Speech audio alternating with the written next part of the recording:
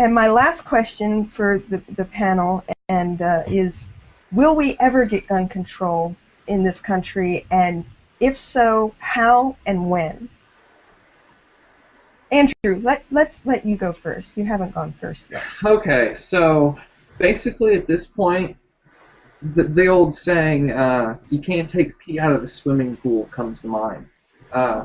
There's so many guns in this country. I mean, the only thing that you could do would be to have massive gun buyback programs where they pay more than market value. You know, the government rebuys them or restores them or something. But I could see maybe in 4 years, 8 years, maybe we get some sort of common sense background check legislation. But people are too, they take this so seriously. I just don't think there's too motivated a small group of people, and they've got money and they've got influence. I just don't think so. Right. A lot of people are very reactionary about this and take it extremely personally. Daniel, what about you? Do you think we'll ever get gun control? How and when?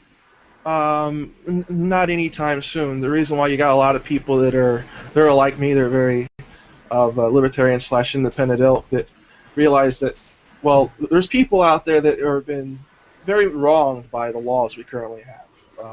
They don't have the right to vote for a non-violent based crime. I'm not going to get into exact detail, but they also don't have the right to buy a weapon. They don't have a right to protect themselves. They're basically alienated from the laws of society because of the current tyranny that we do have with the war on drugs. But I do think that right now, there's people out there of my ilk who are pro ownership of weapons, is because we have to deal with the fringe element, the 22% of the country that is armed, and when you live in these areas, if you don't, you're basically prey. Then you have the aspect that crime has gone down. It's about 49% reduction from what its highest was 1992. Because three reasons why. It wasn't because of the 3 strikes you're outlaw that Bill Clinton passed, but also had a lot to do with the fact that the larger part of the American population was buying weapons. It's not just conservatives or the fringe element that are out there buying weapons. You have many people that are of liberal ilk that are very much hippies that are very pro-weapon. But you also have the fact that right now that since the war in Iraq, and since people are buying weapons out of fear, fear sells everything. I mean, fear will get anybody to do anything. I mean, as far as gun regulation goes, I'm for a background check. I'm definitely for a background check. A lot of people don't realize that the mass shootings are up, but overall gun violence is down. And if you want to talk about inner city gun violence, this is because of we haven't legalized narcotics, and these people live in poverty, and that's why you have so much gun violence in this country. Well, for the record, I absolutely agree with you about the drug war. The drug war is an absolute disaster and should be ended immediately, and all drugs should be decriminalized, and weed should be legalized completely. It is a devastation. It is devastating to our economy and to our people. But of course, that's a different subject. But also, for the record, the 3 strikes and you're out policy is an utter disaster as well, and that should be gotten rid of. And I also believe that victimless crimes should not be considered crimes. Thus, the non-violent felony offenders that you're talking about that are banned from owning a firearm when they shouldn't be, I absolutely agree with. And in my perfect world of perfect liberal policy, they wouldn't even have been incarcerated in the first place. So, Jeff, when will we get birth control? I'm sorry. When will we get gun control?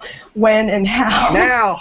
Well, I can't say that when we'll have gun control, but I will say what is kind of getting in the way of common sense legislation, and like I said, I'm talking about mainly a background check, because right now in the political spectrum, with it being so far to the right, and with the and I want to get to the lobbying, but that's in a minute.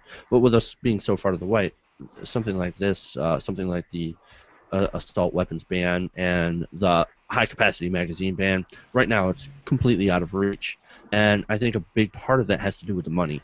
The absolute lobbying power of the NRA and its political power, because really the NRA doesn't have a ton of members. You know what I mean? They're in the millions, okay. But they're really motivated. They're incredibly motivated and very politically active, and it kind of makes them look bigger to the politicians with how loud they are. It makes them look really big and really important to the politicians. And so those politicians will follow what they say, and they'll also follow the money. So until we deal with the money, because that's the most important part, I think, we're not going to be able to even discuss common sense background check legislation for gun ownership. And that's just what I think. Kyle, what do you think?